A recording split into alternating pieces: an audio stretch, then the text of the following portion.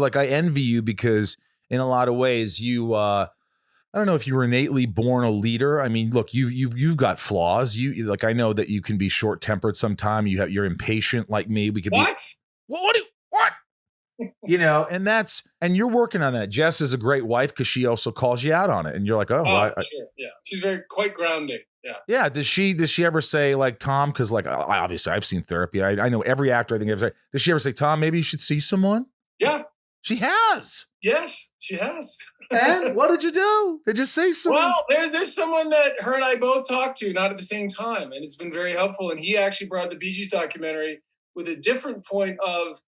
He said I should watch it. It's interesting because there's this thing in psychology where you can never be creative if you're being. You can never be in the creative mode when you're in the survival mode. And he referenced the Bee Gees documentary because as they grew to fame in the disco era, and that went out of fashion very quickly, apparently. They rose to fame, it went out of. Then they were in survival mode, and they apparently, I haven't seen it, but apparently they sort of regrouped, and they realized they could write this music in a different style.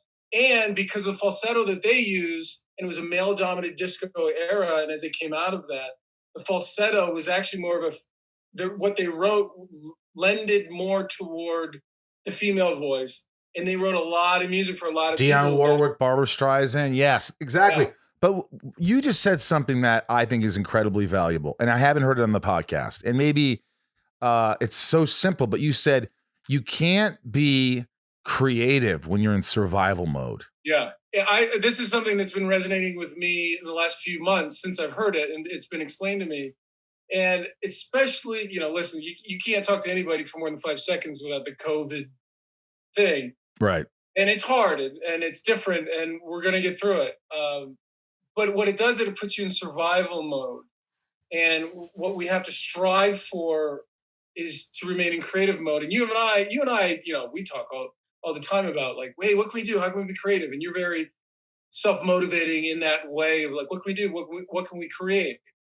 Because the flip side of that is despair and feeling sorry for yourself or making wrong decisions based on maybe what is now but won't be in the future. So I'm rambling a little bit. No, I like this. You can't be creative when you're trying to survive.